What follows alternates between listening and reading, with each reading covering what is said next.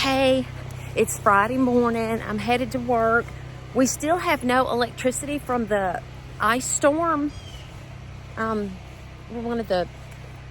probably be the last person in our town to get electricity back, and that's okay. Our generator is still going. We have water. We have a gas hot water heater, and we have a gas space heater in the living room, and we have our mattresses in there where we camp out. So we're warm at night. We have a gas stove top, so we're able to cook and eat, and yeah, so it's working out. We thought we were going to get power yesterday, but I guess that the power people are just so busy trying to get everybody, back online until we don't have power yet, but it's coming. But I wanted to show y'all how resilient these plants can be. This is my gardenia, and when I showed it to y'all the other day, it was completely flopped over and laying all in the opening there at my gate. Just so heavy, weighed down with ice, until I thought, yep, it's a goner. But look at it, popped right back up. Danny got out here yesterday and cleaned up some of the limbs that were down, and hauled them off to the ditch. Just threw them in the ditch. Oh, there's my other gardenia by the porch that was the first casualty from the ice storm, and look at it, it's all popped back up too. The area back here is what I lovingly call the jungle in the summertime, because it's just so lush and green with vines and trees and shrubs and just brambles. And anyway, if you look at it in the winter, especially after an ice storm like this, it looks like a war zone. You see big trees uprooted, falling over, just vines down, treetops down. I'm really kind of scared to be standing under this big tree right here. In this neck of the woods, they call that a widowmaker, a widowmaker tree, because it'll drop limbs like nobody's business.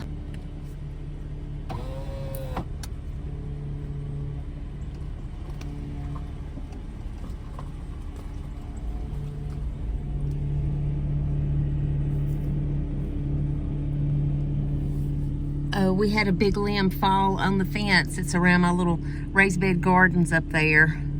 It's all broken down.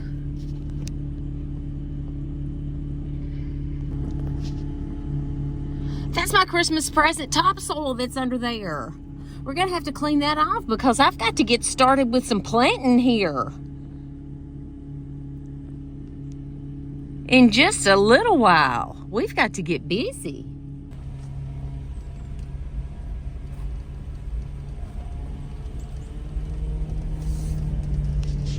This is the lane going up my driveway.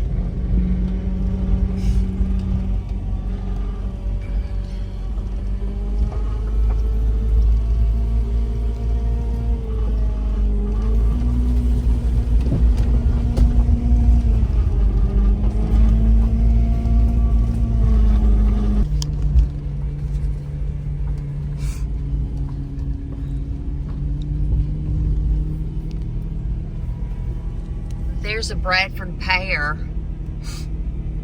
that does what Bradford pears do when they get top heavy. They split right in the middle, and they're invasive. So just say no to Bradford pears. We removed 2 from my house. Well, one of them fell and we removed the other one. Or maybe we removed both of them. I can't remember. There's lots of limbs.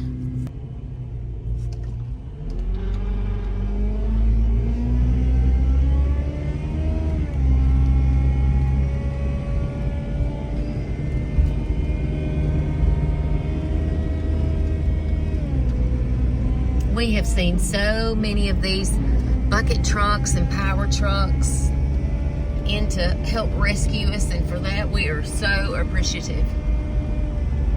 But see these these big limbs. They're just everywhere. And Lord knows I love a shade tree. And for us here in the South, a shade tree in the summertime is almost a necessity because it just gets so hot here.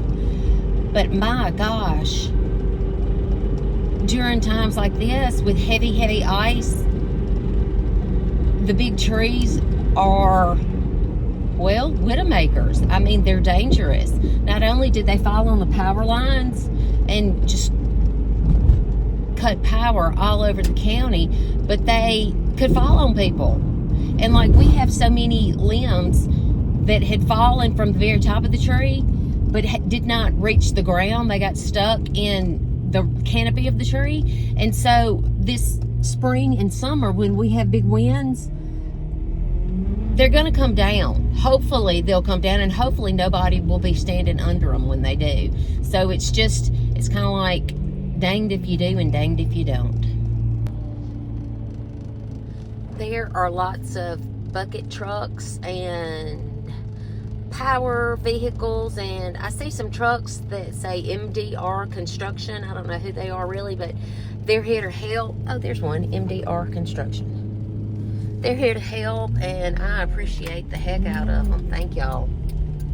Thank y'all coming to the aid of a little tiny community like ours.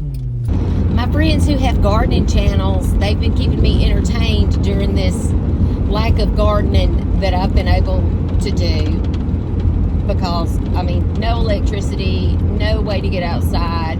The weather's been horrible. I've been enjoying seeing my friends at Gothic Park Gardening in Arkansas, Hot Springs, Arkansas. Tony and Daryl, they've started some seeds and they've had germination and some little seedlings begin to come up. So I'm living vicariously through them. Thanks, guys.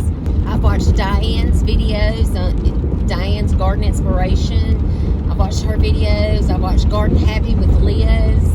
Just all of y'all who are able to do things in the garden and make videos. I appreciate that so much, because it's going to be a minute before I'm able to do anything. Maybe if I'm able to get power, I can start my winter sowing jugs and set those outside. I know, but there's so many other things that really need to take precedence before I can even think about seeds starting. Plus, this weekend, the temperature is supposed to be, 15, 16 degrees again. This morning, it's a balmy 35 degrees, and so I don't even have my jacket on, my coat on. I just have a shirt and a sweater, and it feels quite nice, which is good because there's not even any heat in this car, and I'm headed to work. My hands are freezing, but my body is pretty warm. So anyway, I just want to say thank y'all for thinking about us, praying for us, and I want to thank y'all, my gardening YouTube friends who are making videos, because y'all have kept me going, really and truly. It just brings joy to my heart to see people growing things and knowing that eventually I'll be there too. So y'all keep them coming, and I'll keep watching.